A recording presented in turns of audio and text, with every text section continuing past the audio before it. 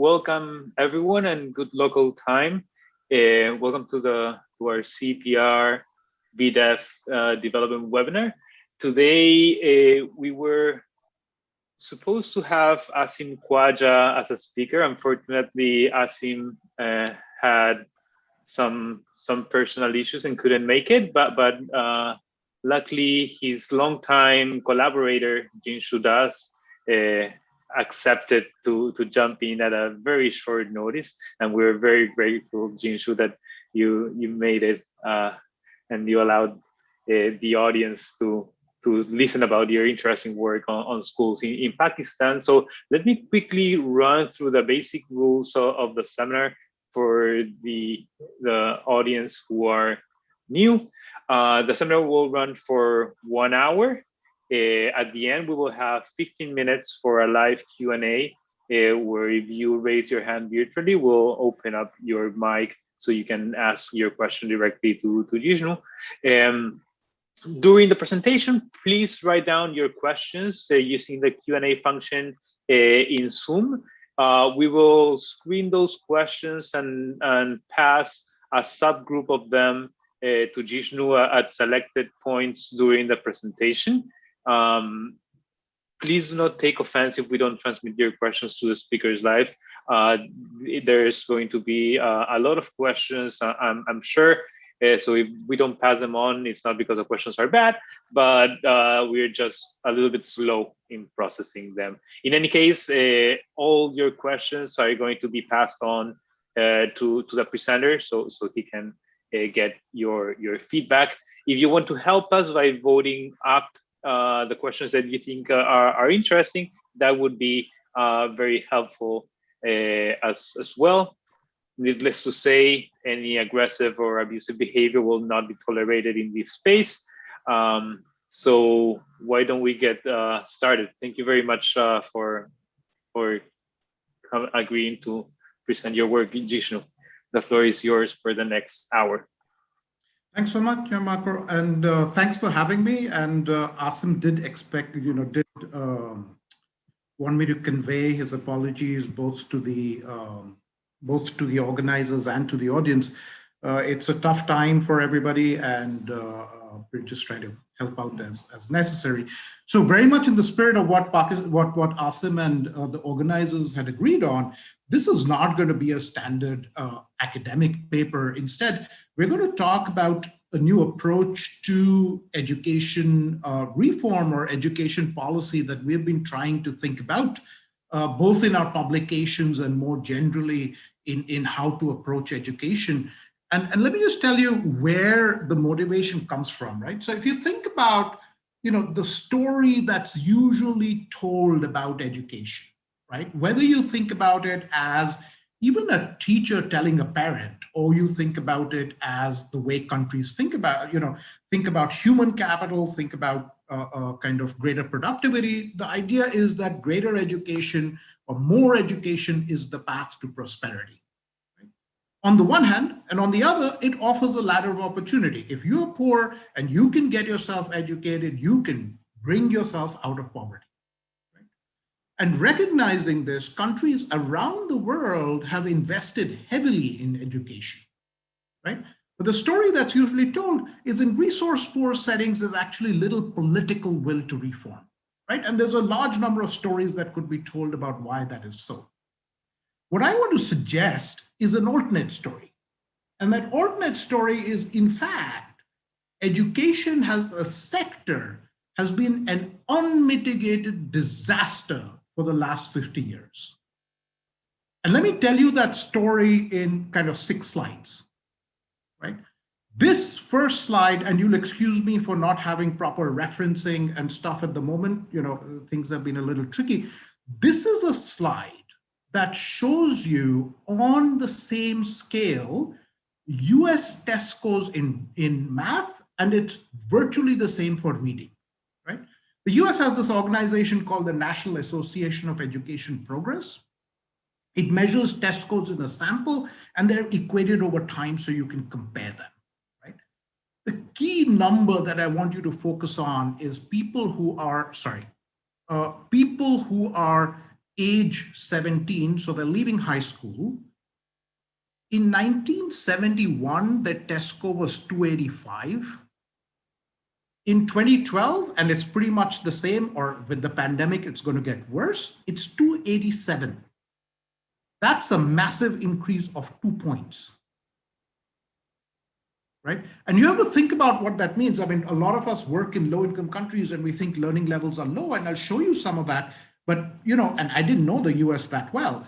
It turns out that in a place like Washington, DC, in 8th grade, half of children cannot read a paragraph in English. That's what we're talking about. Right? So all the great education reforms we hear about in the US, they're usually blips of 2 points that survive for a couple of years. This is the story for the last 50 years. Second, you can define productivity. You can say, okay, you know, when we think about sectors, we think about productivity, and we usually think that the sectors, you know, the key moving part of a sector is its productivity. Well, we can think about productivity as test scores divided by dollars. That's fine. And you can plot it. So Caroline Hawksby plots it, and you have a reference to her work there. The key issue, again, is productivity has plummeted. So over the same time, because test scores have remained flat, but budgets have gone up, and she's fairly careful to say that it's not just because, or not at all, because of increasing wages of teachers, which in real terms have remained flat over this time. The productivity of schooling has dropped by more than half in most of the US. Right? Now, for low-income countries, we don't have these numbers, but Akmal, Nestor, and Sandifer have put together data from the demographic and health surveys for multiple African countries. Just to be clear, I think these data have significant problems. They're cohorts, not panels. It's kind of poor measures of learning. Can you read a simple sentence in the language of the respondents choosing, right? Individuals with secondary schooling are assumed to be literate, which is not true. But despite these shortcomings, this is a really valiant attempt to tease out long-term trends where absolutely no data are available. Right? What do they find? Huge gains in literacy. Literacy rates have increased by 5 percentage points per decade for 20 years old, but entirely driven by expansions in schooling enrollment, not improvements in learning conditional on being in school. Right? So this is their massive literacy increases. So that's basically saying younger cohorts in the DHS are able to answer these questions a lot better.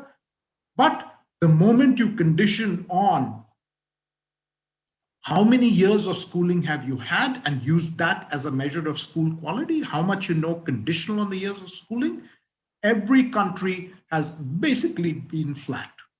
Right? You see some, some examples of countries improving, maybe Rwanda a little bit here. You see some examples of countries going down, maybe Nigeria a little bit here. But the overall story is this is flatline.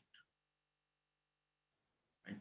Last bit, again, in the US, we know from Raj Jetti's wonderful work that the idea that there's been massive mobility and the US is a mobile place is just not true.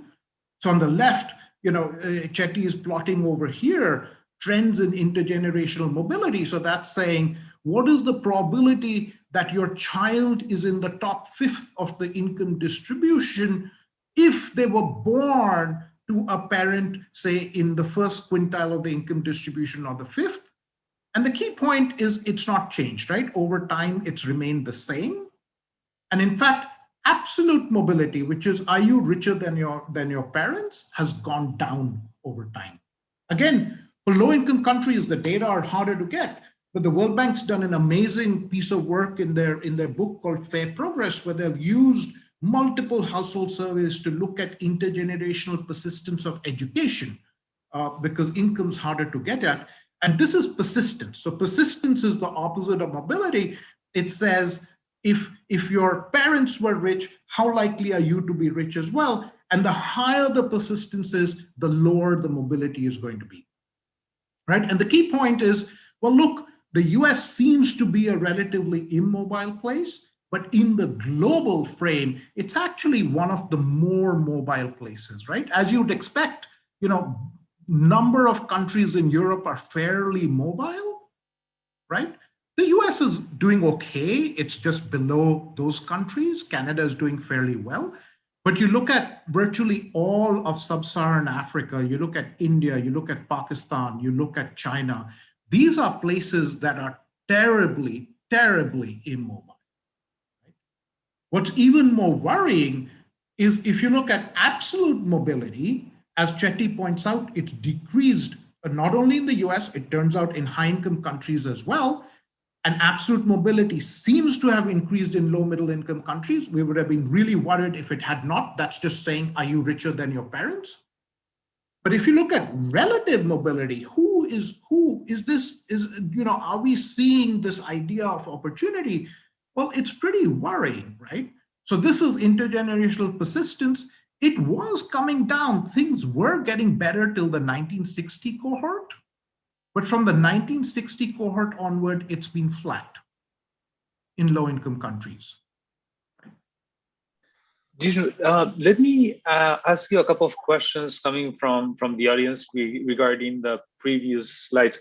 So Sonia Balotra is asking about the US trends, right? She's saying that the low levels are interesting, but she's interested in the trends. And to what extent these things are due, the patterns that you've shown are due to the compositional changes, and also whether the test scales are comparable over time. And regarding to this last point about the tests comparable over time, David Margolis is asking exactly about this. So how do they write these tests? Is it that it may be the case that learning is improving and the tests are just sort of catching up with this? Yeah, so this is a really big literature on each of these different points. And as you can imagine, the US has a fairly well-developed literature on this. We use the same technique, so I can tell you about the test scores. So first, on Sonia's point, on the productivity stuff, Caroline is fairly careful with thinking about, could it be equity? Could it be differences in composition? Could it be differences in wages? There's also a parallel literature that says, well, look, should the service industry in general be subject to a Baumol's cost disease? So there are also a number of papers saying, look, don't just think about maybe productivity was declining in all service industries, and that's not the case as well. So education seems to be fairly robustly one of the unique service industries where productivity has declined, and these are not due to compositional changes, right? On the question of how these test scores measured, we do this a lot, but let me just give you a brief idea of what happens when we try and link scores. So the way scores are linked is you have a test, right? And the test consists, say, of question 1, question 2, question 3, question 4, question 5, right? Maybe in year 1, you give question 1, question 2, question 4, right? And we know that with test scores, the way you work with them is they're actually origin and scale independent, right? So you can choose whatever scale you want, both in terms of means and variance. Now the way that these guys link the test scores is what they will do in year 2 is from this long list of questions, there'll be some questions that overlap. So in this case, Q1 and Q2 are going to be called anchor items, right? Once you have those anchor items, from this place itself, from year 1 itself, what the parameters of these anchor items are, call them sigma. You apply those same parameters here to these items, assuming that those parameters haven't changed, and therefore construct a score now that is no longer scale, either origin or scale independent. It is tied to the scale and origin of the first year, right? The critical assumption always is going to be this parameter invariance. which essentially says that a child with a given ability has the same likelihood of answering question 1 in year 1 as they have of answering question 1 in year 2. And I'm happy to go into why that might or might not be true and how you would test for it, if people want to go in that direction. Okay, here's Pakistan, where we work, right? So again, rising school enrollments, it's now almost up to 100%, or actually, it exceeds 100% in gross enrollment. Very low learning, and I think it's worth emphasizing once again what very low learning in these contexts really means. This is 2008 and our test. So in grade 3, 4, children can add, can do a simple counting questions. About a third can subtract 3-digit numbers, and about a fifth can divide a 3-digit by a 1-digit number. In English, about a 10th can form a coherent and grammatically correct sentence using the word school. And about a 5th can correctly spell the word girl, right? And in Urdu, which is the vernacular, about a third can make a correct sentence with the word school. And we weren't looking for something very complicated. It could be, I go to school, right? About a third can read a short paragraph, and about an 1/8 can pluralize a given word. So that's, women become women. We weren't doing anything complicated, but, in Urdu, it is a little bit more complicated because it's not just a question of putting an S at the end of the word. 2016, very similar numbers. And in fact, looking at the experience of its neighbor, India, that might not be bad. In India, over the same time, the test scores have actually come down. Last point, and this is something that is so important. So first of all, we have done the same thing as the NAEP by putting everything on the same scale. And these are government and private schools in areas where we have had no interventions, and we have tested lots of children in every year. And across all subjects, you basically find a flat line between 2004 and 11. And whether it's the public or the private sector, learning basically flatlined. What's really important is that the idea that this lack of progress in countries like Pakistan is due to lack of reforms is totally false, right? The stagnation across many countries has actually led to continuous reforms with multiple initiatives every year. So what we did is we went through all policy documents, and because we've been working in these villages now for 20 years, we see these reforms being implemented in these villages. Let me just give you some idea of the extensiveness of these reforms. So on teachers, they have changed hiring and recruitment. They have changed pre-service credentials. They have put in teacher monitoring and assessment. They have changed the salaries. They have put in performance incentives. They have put in contract teachers and taken them away, right? On basic inputs, they have rationalized school distribution, improved infrastructure, changed the curriculum. Virtually every year, there's a curriculum committee. On school finance, there's scholarships, support for low-income students. They have introduced financial transparency, auditing processes. On school autonomy and accountability, there's school councils, school monitoring, autonomy in personnel management. There are now large-scale student assessments. There are now vouchers for private schools. There's all across virtually every item that you would like to think about as being a major reform, one that would take years to pass in other countries. Between 2000 and 2015, there have been 120 major reforms in the Pakistan education sector. So the idea that, as a whole, we have not delivered on what education was supposed to do is because the countries don't care, there's political problems, is just not there in the data once you look at it carefully, right? What I find really distressing is, look, we have lived technologically in the last 50 years through the most exhilarating and rapid, technological change in human history. Right? Think about the fact that now the amount of information available to us, the speed at which we can acquire this information went up from an index of 1,000 to an index of some massive number here, right? How could it be that, we now have access to, what is it, something like 50 trillion times more information than we had in 1970, but yet on this has turned out to be the only sector where productivity has plummeted with flat test scores in virtually every country we study for the last 50 years, right? So that's the backdrop that I want to start with.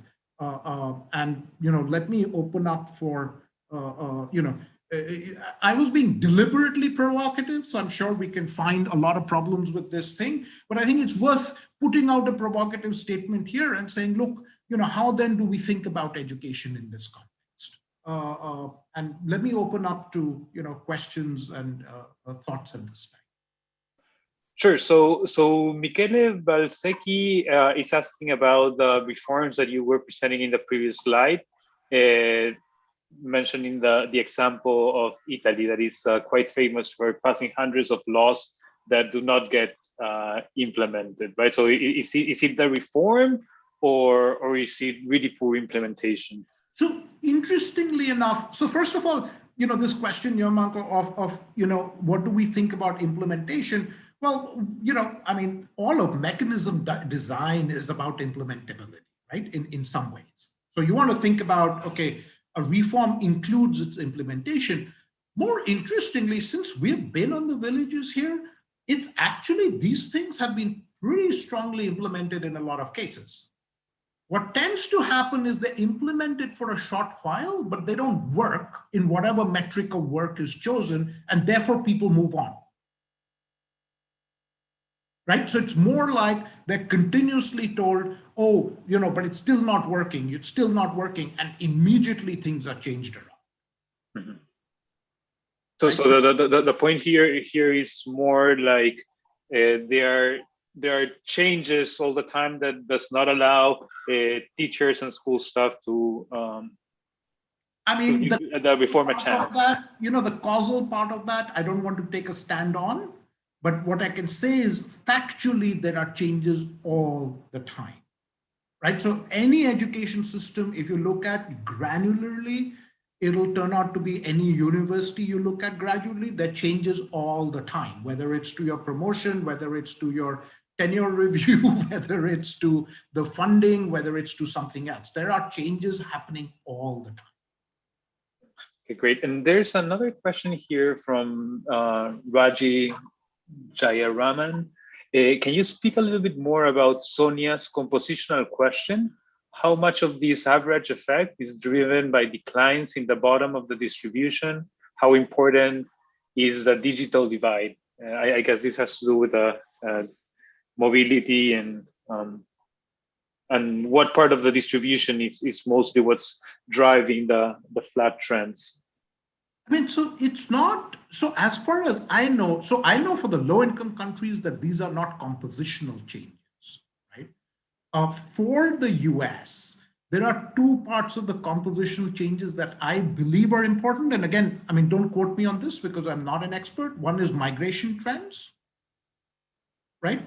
And one is, one is more children coming into school.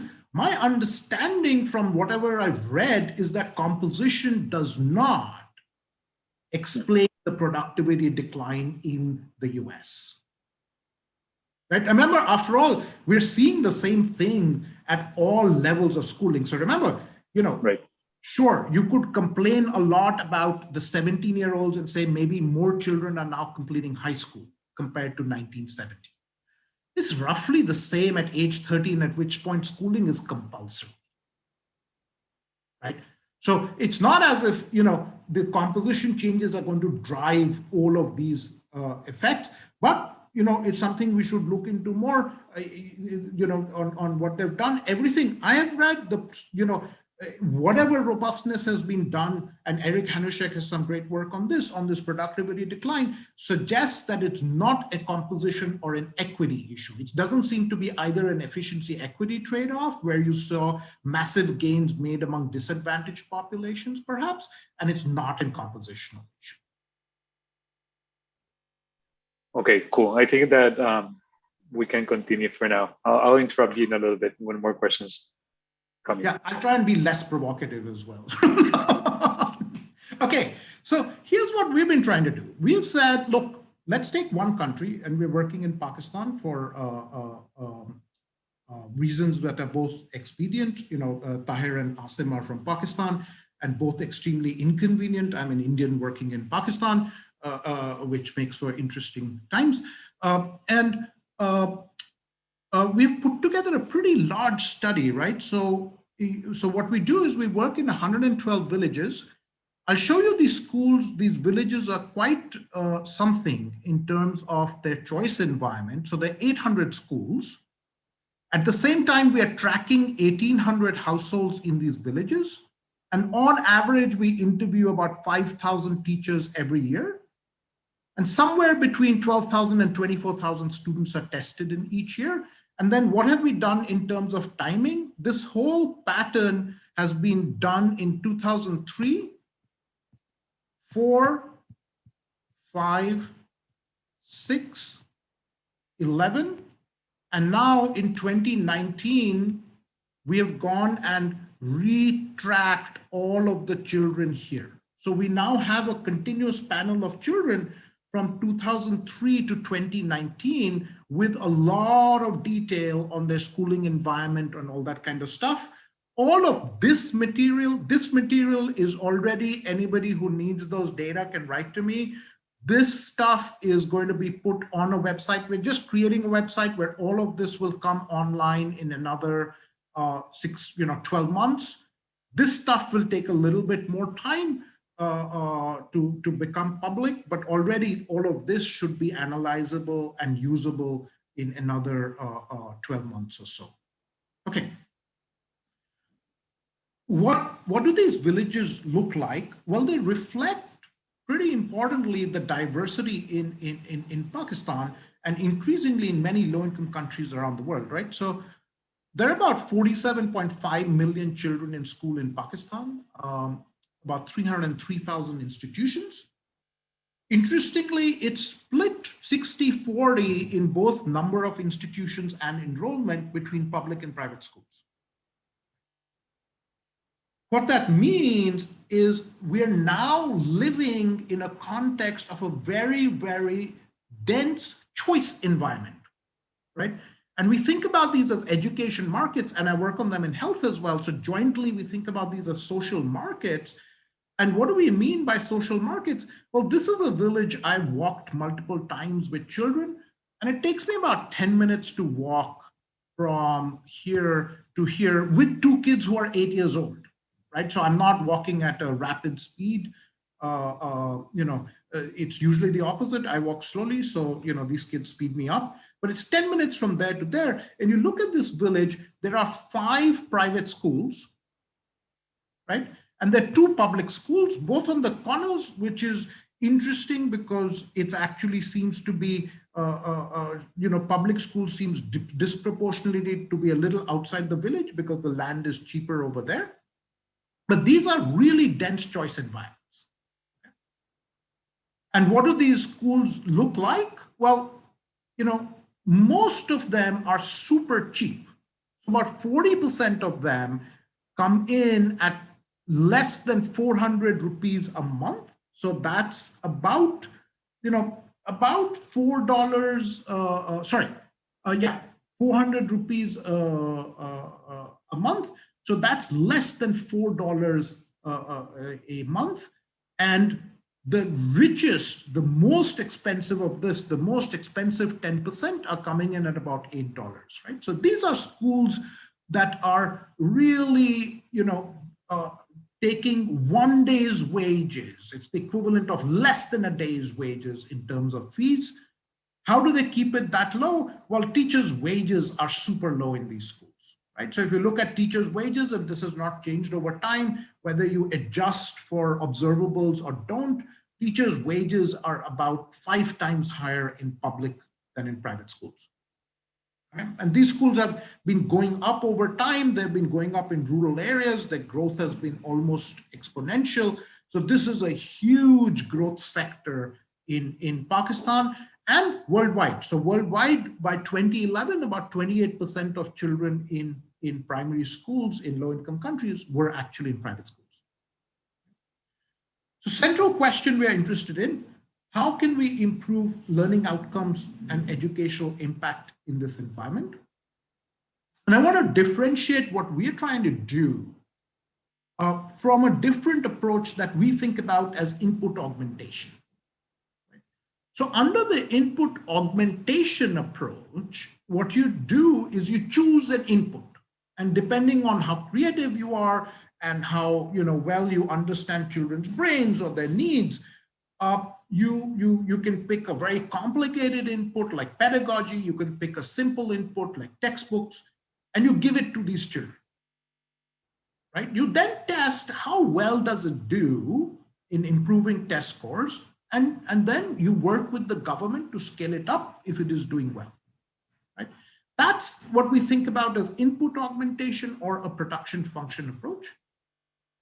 And the challenges are well known to all of us who work on this, which is first is how do we know which input to pick? I mean, presumably if there are 500 inputs and we do some combinatorics on these inputs, we are going to land up with 1 trillion possibilities of what input should be in that production function, right? So it's not a crawlable space in any measure that's feasible.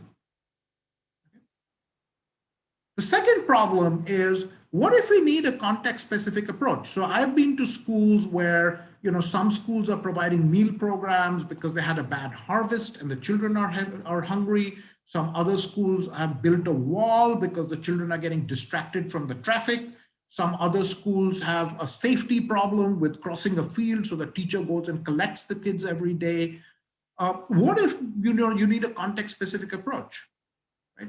And what we find very interesting is we don't do this for small and medium enterprises. As economists, we don't go in and say, oh, what we're going to do is work out a research program where I'm going to give each small and medium enterprise the same input,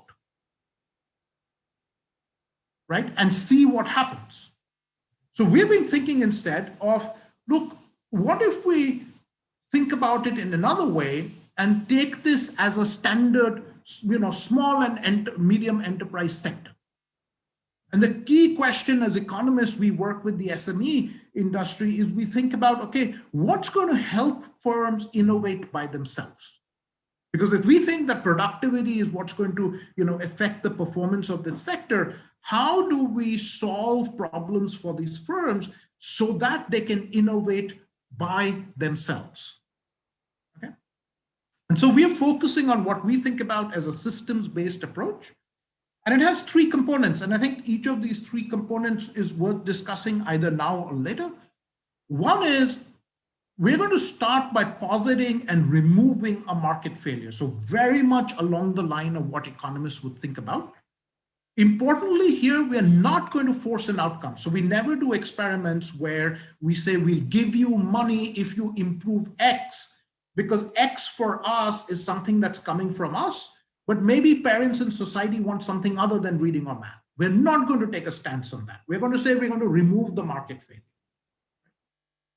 We're then going to study the impact of removing the market failure on the system. So we're going to say, we're going to look at school, we're going to treat it as an industry, we're going to look at school exit, school entry, reallocation of students among different schools, and school level responses. And for us, having the private sector reactions here are quite informative, not because we're intrinsically interested in the private sector, but because we understand that at some level, these schools can't take losses and survive. So they must react to the local market changes in either supply or demand. And the fact that they can make decisions at the level of the school will allow us to map any change in the local environment to changes in what schools are doing, right? There's no reason in theory you can't do this for the public sector as well, but it's complicated due to 2 reasons. One is, I don't think we fully understand the objective function of the public sector, right? And we certainly can't make the statement that they're subject to a hard budget constraint. And the second is, when on certain inputs, the public sector cannot react at the village level. So for example, a public sector school cannot change the hiring rules for teachers. That has to come from the top, right? Finally, always important, the reactions and what we observe is always going to be the joint impact of parental demand and efficiency losses from the market failure. Just to give you one example, right? Imagine when you remove a market failure, as economists, we think it will make the sector most efficient, right? But what it will produce as a result of being more efficient is something that its consumers want. So it could well be that we remove we alleviate a constraint, we reduce a market failure, and what we see is that the parents actually want the children really to be well trained on farming, or they really want them to be well trained on something else. They don't care that much about math, right? If so, we should see no impact on math. Right? So we're always looking, when we remove these market failures, as the joint impact of parental demand and efficiency losses. These are potentially separable, especially if you put some structure on the problem, but I'll point to difficulties towards the end in doing so, and maybe we can think about that. And this is, more a kind of policy slide, but I still like it quite a lot because it tells you these are, they look like small villages. They are really complicated spaces, right? And the interactions we're looking at, so we have looked at the teacher labor market and how that affects the whole schooling system. We have looked at parents and students. We have looked at public functionaries and education system intermediaries and the schools. And these are all pretty complicated. You start to think about this village as an equilibrium education system, and they're fairly complicated markets of inputs and outputs that we haven't fully mapped out yet, but we are getting close. So what I'm going to talk about is 3 key insights that are emerging from these studies. One big insight is it's possible to reverse the productivity decline using this approach in a durable manner. So market failures, think about education as any other sector. Market failures remain a critical and important source of inefficiency. Insight 2, the structure of the market will always affect the efficacy of any intervention, and it can be used as design features of your intervention. So I'll show you an example where the same intervention can either stifle or stimulate competition, leading to different outcomes. And I'll give you a dramatic example of that. The third insight, which is there's this permanent tension in education, whether we want outcome-based measures of welfare or demand-based measures of welfare. Right? And there's a constant and long stream of papers that will say, okay, let's use an outcome-based measure of welfare, let's use test scores, but then somebody else will come and say, well, no, we should think about social-emotional skills, right? And then tomorrow somebody else will come and say, no, we should think about something else. The alternative, which is what we usually use in economics, is demand-based measures of welfare. And here we've been reluctant to do so because we think, okay, maybe there's something wrong with the way parents want things. The point is, even if we believe that parents want the wrong thing, their reactions are going to affect the impact of any policy change. And I'll give you a third example of that. Right? So let me stop there and kind of just make sure that we're on the same page in terms of what we're trying to do.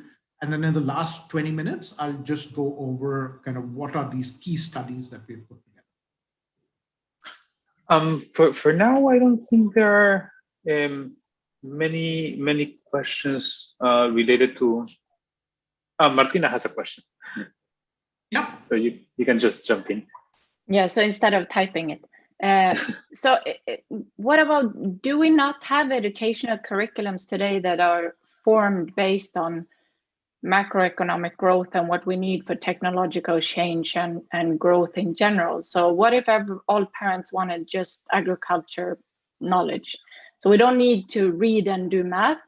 I just need my kid to learn how to do, saw crops. That's the market failure.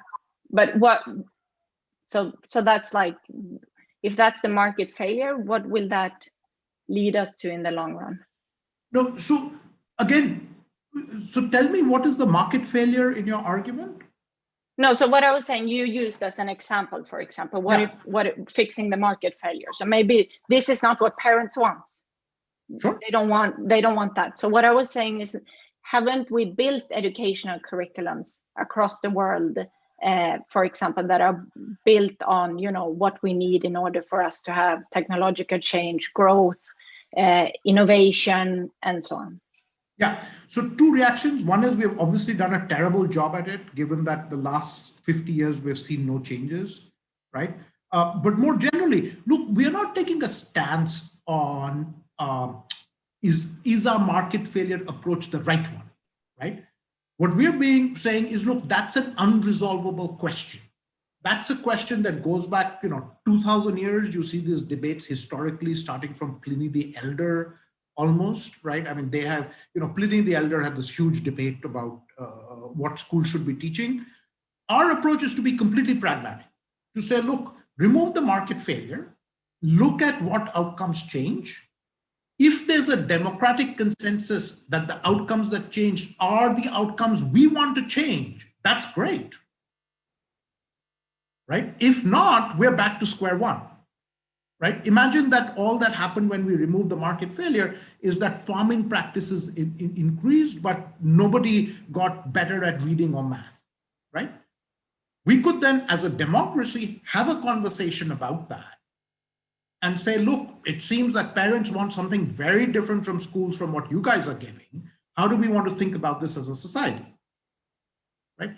But first step is to actually say what happens when we get rid of these market failures, because as you'll see, parents seem to want the same things that society cares about. We see exactly improvements in reading and math, which is what there's a democratic consensus has to improve.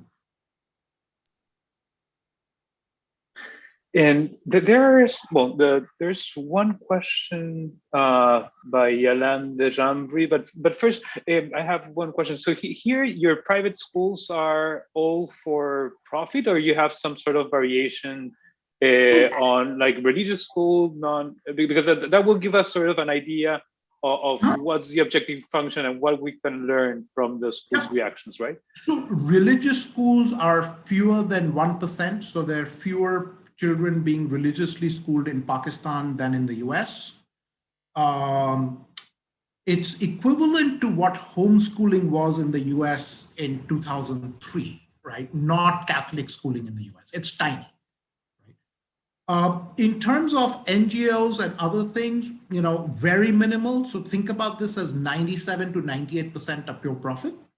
And by pure profit, I mean that they can't survive without, if they make sustained losses. The one thing that's changed, Yamankar, is that in recent years and since 2011, 2012, the government did start a large voucher program, and that's going to come in, later on from 2012 onwards. And so far, it's outside the scope of what we've been doing. But I'll happily speak to it because we have some, insights on kind of, the elasticity of demand and what's happening in that space.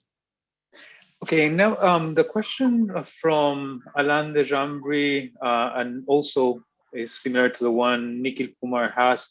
He's asking whether you could have more than one market failure, right? And I guess the spirit of the question is to say, like, we could be in a second best world where if you fix one market failure, it's not necessary that you're improving efficiency, right? Yeah, and a very important one there is women's mobility, right? So part of the reason we have a paper showing that part of the reasons these private schools came up is because 20 years ago, there was a big construction of secondary schools for girls. And because women are very immobile, both in occupational and geographical space, they became a captive pool of teachers for these private schools to draw. Now, if you fix the market failure of improving their mobility, you will hit the fact that the schools will become more expensive, right? So absolutely, that's totally the case. what we're doing, and I completely sympathize with the fact that we so far, and it's super interesting, haven't gotten into, are we kind of in a second best situation? What we will be able to say is removing one market failure does this, and we'll take it market failure by market failure at the moment. And then let's think about whether we can be even more ambitious in thinking about multiple market failures at the same time. Great. Thank you. Okay, so here's the second, our main innovation on thinking about these systems and market failures is we've been thinking about them in an experimental way in the following sense, which is if you look at our villages, these are, very different from homestead settlements, either in parts of Africa or in the US. They're more like European villages, which is there's a cluster of houses and then there's open field all around. And that's really interesting because these become closed markets. This village is a closed market. And what do I mean by closed market? More than 90% of children are going to schools in the village. And more than 90% of children are going to schools in the village. And among the children in school, more than 90% are coming from the villages. So you don't have a situation where, say, this school is super famous and it's getting 40% of its enrollment from another village. You also don't have a situation where many children are going to schools outside these villages, right? That allows us to say, look, if we make a change in this village,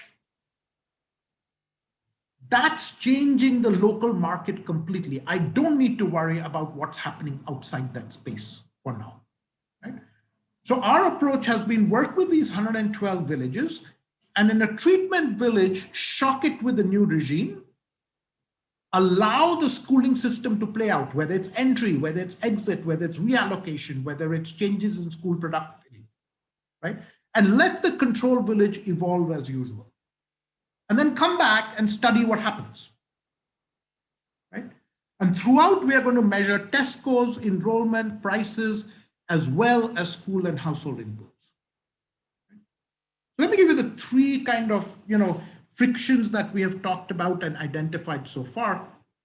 We have worked, we have published papers now on each of these, and we have been working on knowledge and innovation failures. I'm not going to talk about this at all and very minimally about this. And I'll focus on these three just because they're nice examples of each of the part of work that we're trying to do. So the first paper we published was on report cards. So we examined the impact of providing report cards for both students and schools to parents in villages. Right? So as I said, we're going to divide into treatment and control. Half the villages are going to receive a report card on the children's performance, the school's performance, and the school's performance. And we're going to look at that impact 2 years and 12 years later. This is what the report card looks like. This says Urdu, which is the vernacular. This says Angrezi, which is English, and this says Riaz, which is math. This gives your child's test score. This gives the test score of the average child in the school. This is the test score of the average child in the village. And on the back of that report card, the same three subjects, Urdu, English, and math. And then this lists all the schools in the village and gives the children's scores in each of these schools. Right? What do we find 2 years later? And this is, it's an interesting point that I think has been hard to get at outside this context. The way people usually think about information, right? Is that it'll allow parents to improve by changing the schools, right? But go back to a standard model of asymmetric information. What happens in a standard model of asymmetric information is that prices become a substitute for information. So what do we usually think about? We think about an L type and an H type, and we say this person is at their individual rationality constraint. This person has an incentive compatibility constraint. what is that incentive compatibility constraint? It says, well, unless I give you an ex-ante rent, you have no reason to not cheat on me, because if your profits are zero, you have no loss from me finding out, right? So depending on the information environment, if the information, the worse the information gets, I have to give you a bigger ex-ante premium for you to reveal that your age, right? And it's that ex-ante premium that I threaten to take away if I discover you were cheating. That's where the incentive is going to come from. So the standard model of asymmetric information actually tells you that the biggest information or impact of information is going to be on prices. It's pH that should come down.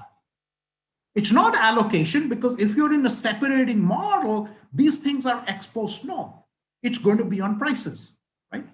So the standard model of asymmetric information tells you that once you put in asymmetric information, I'm going to force an IC price line between price and quality below which you cannot price because it won't satisfy your IC constraint, right? Prices and information are substitute. It's supplier responses to information that are going to become the most important part of any information intervention, not necessarily consumers moving among different firms. And that's exactly what we find. We find that prices decrease by 23%. Quality improves because once you can decrease your price, depending on the willingness to pay distribution, you're willing to shift your quality around. Quantity improves a bit, and there's a little bit of churning, right? After 12 years, when we return, we find continued differences in treatment and control villages. So you have higher test scores in treated villages of 0.15 standard deviation. You have lower fees in treated villages. So this does it. That's it. I mean, your productivity has now actually shot up, right? Over a 12-year period, we have managed to keep a reverse productivity decline in these villages. Why did this happen?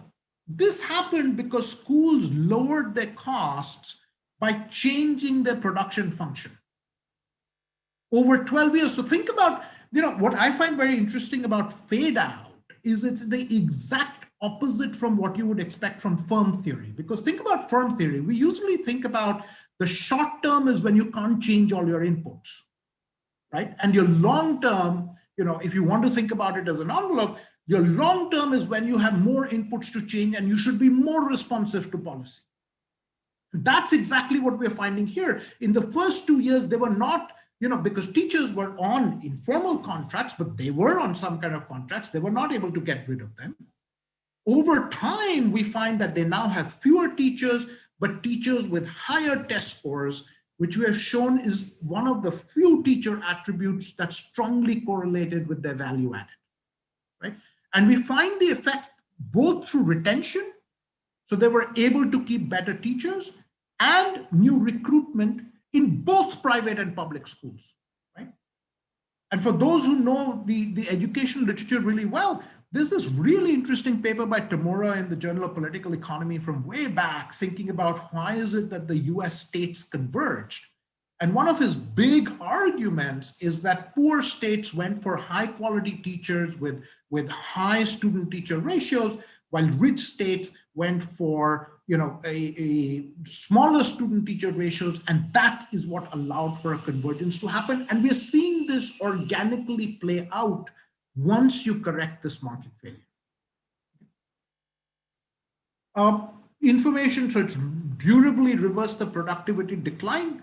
If you want to think about cost effectiveness, it costs 25 cents a child. So by far, this has been the most productive investment in education across any number of 600 interventions that have been tried in this space. We give you a second insight. Second insight was, depending upon the market structure, the same intervention can have a different effect.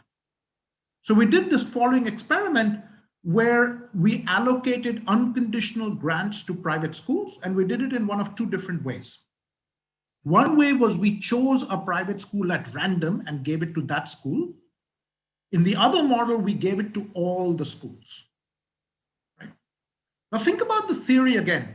If I give it to only one school, if schools are capacity constrained, this person can push up their enrollment without necessarily poaching on this guy's enrollment, right? Imagine there's a pool of children sitting in public schools somewhere, so this is a classic, think about a Krebs-Shankman kind of model with quality in it, which is the model in our paper. If you give money to only one school, it can push up its capacity without encroaching on the enrollment of the other school. That means that it doesn't get into a price war, intense price competition when it chooses to do so. If you give money to all the schools and this school increases its enrollment and this school increases its enrollment and this school increases its enrollment, eventually they're going to have to poach from each other, which intensifies price competition. And what we show is for any parameter value, it must be the case that if a school chooses not to increase quality here, it will never choose to increase quality here. But there are always parameter values where schools will increase quality here, but not here. Why is that? Because by increasing quality, you increase the pool of revenue in the whole market, softening the price competition. Right? That's exactly what we find. So in the villages where we give money to all the schools increase enrollment, but less than in the villages where we give it to only one school. But they also increase test score and prices. Right? Where we give the money only to one school, they increase enrollment, but not quality and not price. This has been really important because think of the usual way of funding schools or private schools. People will go in and fund a single private school. What we're saying is that's exactly the wrong way to do things. You want to actually think about, the same way we have priority sectors, you want to think about saturation as a key policy variable in markets with multiple providers. Okay. Last example, I'm not going to talk about this, we're running out of time. Last example, we've been looking at also public sector direct investments. And here we've been spurred by this idea that some people have that funding should be directed to the sector that has the greatest incentives to use it well. And these people, the argument is that the public sector may have lower incentives and the private sector may have stronger incentives. And our idea is the opposite. It's to say, look, if you give grants to the public sector, it may have lower impact on the public sector. But if parents respond to increased quality, then the private sector will have full incentives to respond to the grant. So I can leverage in private sector responses by giving money to the public sector, even if the public sector has lower incentives. On the other hand, if I give money to the private sector, yes, it'll have higher impacts on the private sector, but the public sector has no incentives to respond to that grant. Right? So now we're in a pretty complicated world where you not only have to think about what happens when you improve the public sector, you have to think about what are the spillover responses going to be on the private sector, given that the private sector has stronger incentives. That's the paper that we write. It's currently being presented. So we give grants to public schools and we return 5 years later. Here there was no interaction with researchers and the villages or the study. Schools did whatever they wanted. The government did whatever it wanted. We find increases in public sector test scores of 0.2 standard deviations. We find a spillover effect on the private sector test scores of 0.2 standard deviations and greater private sector increases in villages where public sector schools were better to begin with. So that's a measure of vertical competition. And among private schools that were closer to public schools. So that's a measure of horizontal competition. So the more competitive the environment to begin with, the bigger was the spillover effects on private schools. And accounting for these spillovers increases the cost effectiveness of public school grants by more than 40%. right? So now, any intervention that you're doing in a low-income country, think about the choice environment. We are getting it wrong if we are only focusing on the entity that we are trying to change. 2 last slides, and then I'll stop. I think so. We've made a bunch of progress, and let me tell you where I think we're still, feeling our way around. So you'll see that despite a lot of IO-related work, we have not gone full-blown down a structural route. And I think this is, because for us, there are still key puzzles that remain to be answered. Let me talk about a couple. So we have a paper that we just resubmitted, which does demand estimates and like what people were thinking about, and using welfare, using demand rather than outcomes. But we actually don't respond, we don't work on the supply side, because a funny and interesting part of our work shows that schools are pricing in the inelastic portion of the demand curves. And for all those who remember their market power and monopoly, that's one thing we should just never see, right? I mean, you never price in the inelastic portion of your demand curve, because you can increase revenue by decreasing whatever you're doing, right?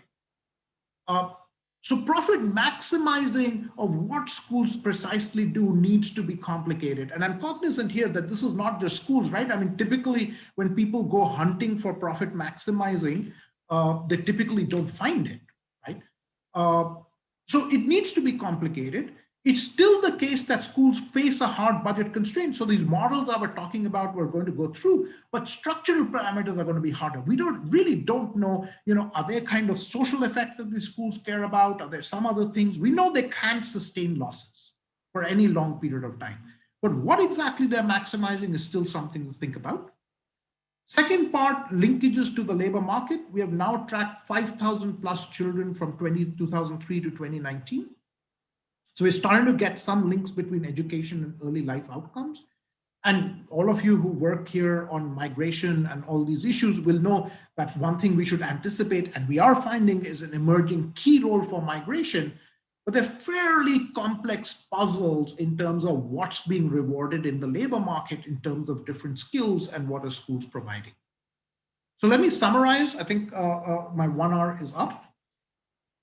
Which is, we've taken a fairly different way of thinking about the education problem as opposed to a model of input augmentation or the production function. I'm not saying that the production function is less important, right? After all, many important innovations come because people invest in the production function. But what we are saying is you do need this other complementary approach, which says, let us figure out the incentives for those innovations to come from a wide variety of people, not just a top-down approach where it's then scaled up. I think we've made some pretty key innovations around thinking of education systems and policies, but I would not be, you would expect me to say that. And I think the other key innovation we have made is because there are lots of good people thinking about systems, but it's really been hard to evaluate them. And I think we've made some serious progress in thinking about these closed markets and experimental treatments of systems as a way of figuring out school responses and watching entire industries evolve. So let me stop there. And again, my apologies that Asim could not be here. Hopefully that was not a vastly inferior stand-in. But let me stop there and stop my share and look forward to the discussion. Fantastic. Thank you so much for a great presentation. So people in the audience now can just raise your hand virtually, and I'll open up your microphones to discuss. So Hassan Haji has a question. So Hassan, now you're allowed to talk. Let's try to keep the discussion within the topics discussed in the strictly the topics discussed in the presentation. So Hassan, you're allowed to talk now.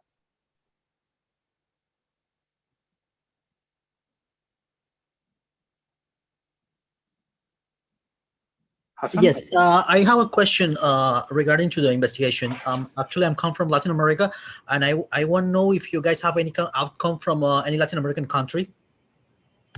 No, our work so far has been on Pakistan. I've done some work on India, but no, we haven't worked on Latin America at all.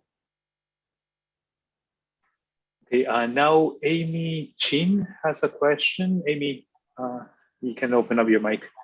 Hey, Jishnu. Hi, Amy, how are you? Good. Following your work for a long time, I'm thinking about the usual way governments may allocate funds to public schools, and it's almost, thinking about your last example, not targeting, just giving it to that every school and then trying to see the market impacts. So in some ways, the way government already does it is not singling out and trying arguably to get these market spillovers. So why didn't it work? That's what they've been doing for a long, long time, right? Yeah, I mean, look, I don't know whether it worked, it did not work. I don't think we have. So a couple of things.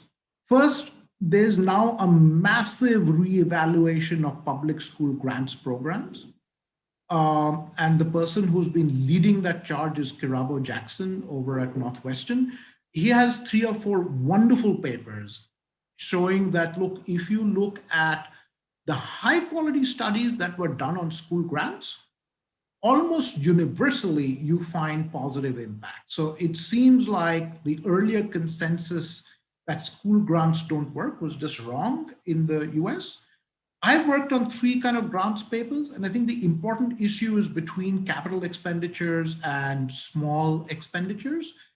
And what we find is where there are typically small expenditures like textbooks or school materials, the elasticity of substitution with household investments is pretty high. We found it to be about -0.8 in both Zambia and India. But where it's capital or large investments, those seem to be harder to substitute away.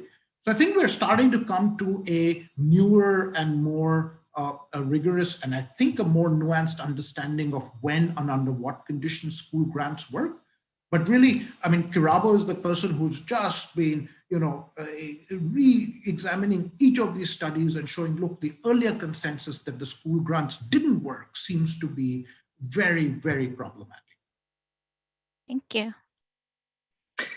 And there's a clarification. In the meantime, while someone else wants to raise their hands, I'll just pick a question from the Q&A.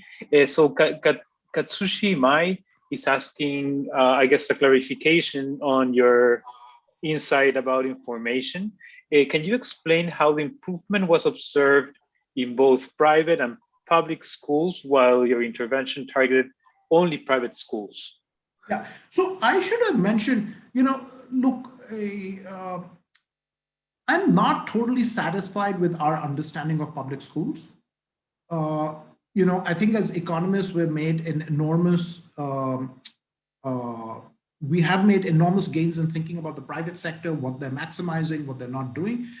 In the public sector, right, do we think about these guys as providing an equity-based argument, because after all, these schools do set up to minimize distance? Do we think about it as, what kind of constraints they face, because we know teachers are supposed to do multiple things?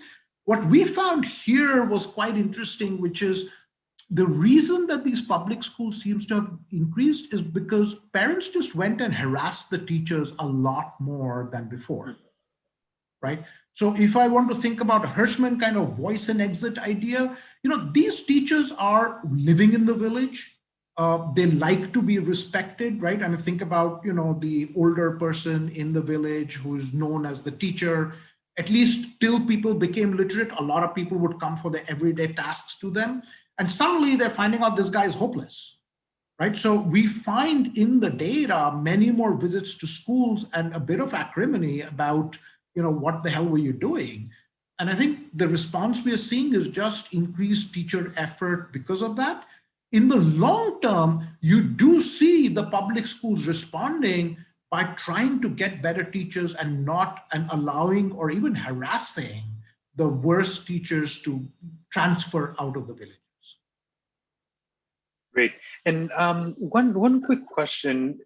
So in the extreme, does your market approach to this the sort of social market collapse to an approach like the Chilean one, for example, where the like vouchers? Absolutely not. Okay. No, absolutely not. So I'm more and more convinced. Don't quote me on this. That Friedman got. There was one piece of that entire voucher part that people don't talk about, which is the idea behind the voucher seems to be twofold. One is that the elasticity of demand with respect to prices is high. The second is the idea that regulation and provision are substitutes, not complements. So what people don't talk about, for example, in the Chilean case, is they have had 55 major regulatory changes in their voucher policy since they started off, right? School exit, school entry, pricing, all of these different things, massive amounts of regulatory, changes that need to come, and a state that needs to understand regulation, right? So what we find is, look, it's regulation and provision seem to be complements, not substitutes. If the state can't provide, it can't regulate either, right? The second part, and this is in our structural paper, we show that actually the demand elasticity, price elasticity of demand in these areas is about -0.2. It's really low. And that makes sense because private schools are very highly valued, right? So once it's -0.2 and you start saying, okay, if you're going to work with vouchers, and vouchers are going to be universal, which means I can't give them only to children who are currently in public schools. I need to make it accessible to everybody. The inframarginal kids are the bulk of the voucher payments you're going to make, right? So at the end, the cost effectiveness of a voucher system in this setup, it's about 1/100th of what we find with information, right? So it's just, I just think it's fundamentally the wrong way to move forward on this. Mm-hmm. Great, thank you. And now Esther Gerke has a question. Go ahead, Esther. Hi, Jishnu. Thanks for your talk. It was super interesting. I was just wondering about your information intervention because you said that it was super cheap. So I guess the test scores that were reported on these cards are provided by the teachers, right? So I was wondering, what the scope of teachers or schools was to improve their test scores a little bit for everyone so that they would look better on the village average, and so whether you found anything. Yeah. So first of all, hi Esther, it's nice to see you again. But also, just to be clear, these are tests that we did, our team did, and we were pretty careful about any manipulation because we were there throughout, and we actually removed all the test booklets. In 6 years, we haven't had a single one stolen or misplaced.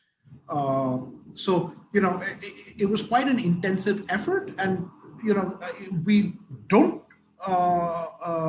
so it could be that teachers were trying to train to improvements on this test, but usually we don't find that. So for example, we find that even if it's a new teacher, we find similar gains. We don't find that there is a particular response to the test taking itself as opposed to generalized improvements in the education performance. But then I'm puzzled why this intervention is so cheap, right? But if you had to test every child in those villages, like that must have been super expensive. Or did you not factor that in when you said like? Oh, no, of course we factored that in. Okay. Factored that in. But think about it, a village has 500 kids. How expensive is it going to be for me to test those kids? $200. And now spread it out, right? Spread it out over the fact that we gave these test scores twice as part of the intervention. And then we see effects for 12 years. I see. Thank you. Okay, fine. Okay, let's just have one last very quick question. Arush, if you can keep it brief because we're just on time. Sorry, I think that was by mistake. No, my bad there. Sorry about that. No, but no, thanks for the talk, Jishnu. This was very illuminating to hear about all of this that you've been doing. So I want to sign off on that. Sorry Thanks for coming. Okay, fantastic. Thank you. We're just on time, so we'll close it up here. Just a reminder that Jishnu will be on his Zoom room. Giacomo just posted it on the chat. Thank you for a fantastic talk, and to everyone, the video of this talk will be online for a little bit for those who didn't catch the beginning, but and otherwise we'll see you in a couple of weeks for Nava Ashraf's talk. Thank you so much.